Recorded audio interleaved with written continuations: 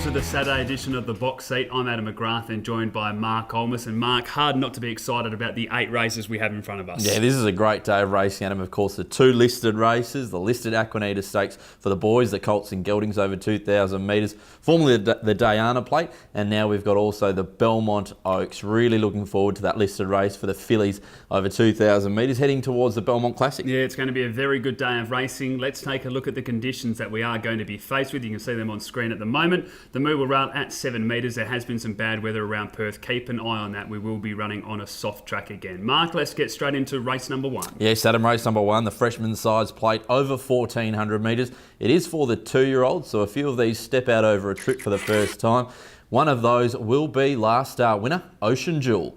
Pumped along, then Bardsey the inside. Masquerade's got a fair bit to do, so has Ukbar Ted, although it's travelling well but can't get a run, and last of all Stick Shaker. Now Ocean Jewel switches right back to the inside, Upward Other in front, but Ocean Jewel's coming through hard now. Young Thor joined in as well, looking a bit of a danger, but it's Ocean Jewel getting to the front, battling on Upward Other and Young Thor the outside, but Ocean Jewel is doing it up over the final stages, and Ocean Jewel has won. Young Thor... Good performance here by Ocean Jewel. Still showed how green she is. There's a lot of hype about this filly. I think Simon Miller and the team know that they have a good one. I was impressed the way that she didn't get probably the run they sort of thought, and the way that she was able to keep attacking the line. So much improvement to come from this run. She'll open up pretty short. Absolutely, Adam. It's the big thing you mentioned. You've got to take hype out of the equation, and then looking at this filly, there just looked to be that extra amount of improvement, and I think she'll go past a lot of these in their careers. So really looking forward to seeing her step out to 1,400 metres. Adam, there's also in the race there, number 2, the Shoe. This galloper draws really nicely along the inside,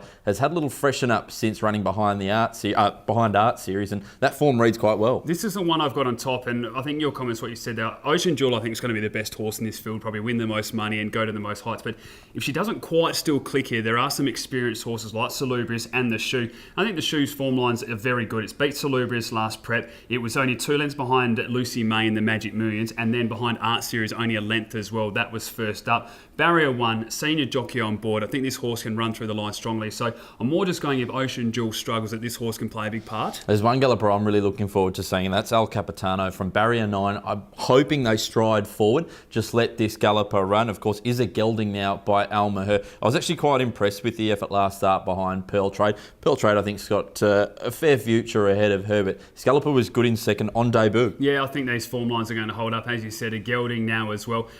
Looks to be a nice type, just the way it presents in the yard. It's one that's got a lot of upside, and as you said, in a race there's not a lot of speed. They might just be able to roll forward with a horse like Salubrious and put some nice tempo and leave sort of luck out of it and just let this horse see that open air and see how it goes out in front. So I think it can play a part as well at nice odds, but I'm going to go with number 2, the Shoe here, from 1 Salubrious, 9 Ocean Jewel and 5 Lob City. I've got number 9 on top here, Ocean Jewel, the replay horse, from number 6, El Capitano, number 4, On Orphic, and 3, Tractor. Race number 2 at Belmont Park. It's over the 1,400 metres. And Mark, 2 of our favourite horses we've been punting or backing for our box seat viewers, Detango, Friaress, have looked after us in the past, and Detango continues to look after us at the moment. Yeah, absolutely. Gets the claim here. She is the replay horse we'll have a look at, winning last start. The inside, then Portanian, Cut Snake. Cougar Knights is getting home strongly to the outside of the track now. Inside the 250, the Dankster with Checkers. Quality Fair looks for a run, and now Detango, and Cougar Knights is putting down the outside as well. So the leader, Checkers, Detango the outside. Quality Fair comes through on the inside. In front though, the Dankster. Checkers comes back, and then Quality Fair. In front though is Detango and Detango. Well, she's made it to 2 from 2 in her last 2 races. She beat Friaress 2 starts ago. And last start was really impressed with that performance because, as Brett Pope said after the race, with the Dankster going out so far in front, they actually had to sit a lot closer than they wanted to. Brett Pope believes that this horse is better off when she does just sit back, relax, and gets to attack the line strongly.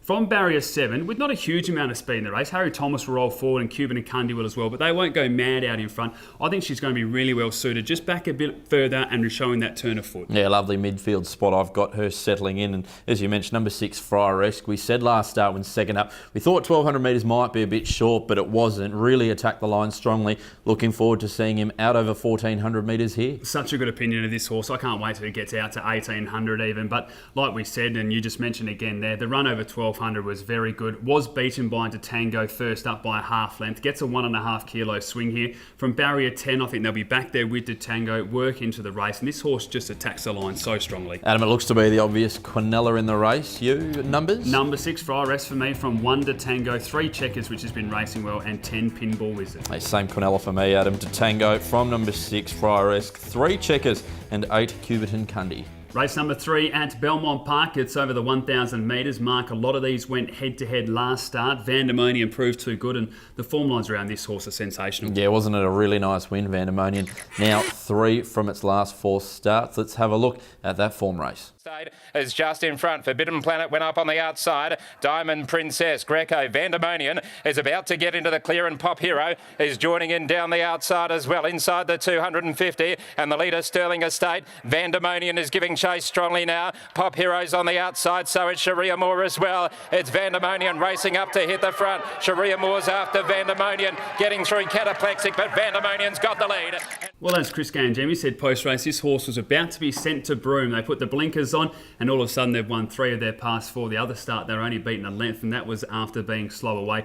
The form lines around this horse are very good. Go back to that Northern race. There's been about 8 winners, I think, from that race come out of it. So they continue to tick the box. I think this horse may have will sort of reach his mark, and we'll come back to the field just a little bit here. Drawn really well again, but now up to the 58.5 kilos. So there are a few that do get some really nice weight swings on Vandemonian. Going to get a lovely run again. Confidence is a great thing, and in good form as well. But I think there's a few that can turn the tables here with the conditions. Yeah, the draw's the key for this galloper, and a couple of others like Pop Hero. We saw it in the replay there. Got trapped a bit wide. Still worked the line quite well, and we know with a bit of wet form and a soft track coming up, this galloper will certainly be in the finish after being well found in betting last start. Adam, number 10, I'm Incredible down the bottom though. We found this one on top, and for me it just looks to be a race full of speed. This galloper seems to pull a lot as well, but I think with all of that early speed, this galloper can settle in running and finish off very, very strongly. I'm looking forward to seeing what Stephen Parnham does from barrier 5. What you just mentioned there is the key for this galloper mark. At last start, it had to be out in front, and we saw Chinstrat run straight past it on the inside. Now I spoke to Stephen Parnham post-race, and he said that's what he has to do in that race, but it's not the ideal position for that horse. As you said, with all the speed in this race, and most of these horses do like to push forward, I think from barrier 5, I'm Incredible is going to get in a great position and probably just have a better turn a foot late. Yeah, we'll just need luck in the straight, won't it, Adam, to find the line strongly. You've got it on top? Number 10 for me, I'm Incredible. From 2, Pop Hero, with any rain, will be going very close here. 9, Cataplexic, and 3, 2, Silver Tree. I've also got number 10 on top there, I Am Incredible. From number 4, Vandemonian, 2, Pop Hero, and 1, Gold Shimmer. Race number 4 at Belmont Park. It's over the 1,200 metres, a 72 plus event. Some very nice horses in this field, Mark. And we see Candlelight Star, now trained by Justin Warwick. Yes, certainly is, Adam, and it is our replay horse. Let's have a look at it a fortnight ago, running on for second. The wheels. Max Almighty is one off the fence, getting to the outside now is Candlelight Star as they race inside the 300. Meteoroid has raced up to Gigante and hit the front and put pay to it. Down the outside is Star Glitter, Lenience, Just Magical running on, and here's Candlelight Star putting in down the outside. Meteoroid is the leader. Candlelight Star is giving chase, and then Just Magical, but Meteoroid is doing it well. Over Candlelight Star, Just Magical, Star Glitter, and Meteoroid. Really good performance there by Candlelight Star. We were both pretty keen on this horse running a nice race going into it with all of the speed in the race. Now, there's not the same amount of speed in this, but they're going to go along at a good clip when you do have horses like Maginica, the Celt, they're in it as well. What I'm really intrigued to do is just see what Justin Warwick's done. He's only had the 2 weeks, but when you take a look at the gear changes, the bubble cheeker, pacifiers, lug and bit and tongue tie come off, the winkers and earmuffs go on. So there is a fair bit of gear to tinker with there as well. We know this horse has got quirks. I actually really think Lucy Warwick will suit it. The horse doesn't like the whip, just likes to be sort of nurtured through and ridden hands and heels. So there's a lot of question marks about it, but if you like this horse and it owes you nothing, this is a race to have a go at, I think. Well, it could be the female touch, Adam. You mentioned Jerry Noski had such great success on this horse, and now Lucy on, and I agree, that soft, gentle riding style and just unleash him in the last little bit. A bit worried about 2 weeks between runs. We heard Roy Rogers say that this galloper now appreciates about a month between runs, but I'm sure Justin Warwick has ironed out all of his quirks, as you mentioned. The earmuffs is a very interesting gear change for Justin Warwick because he uses it quite a fair bit, so keep an eye out for that galloper. Adam, Maginica is also in the race.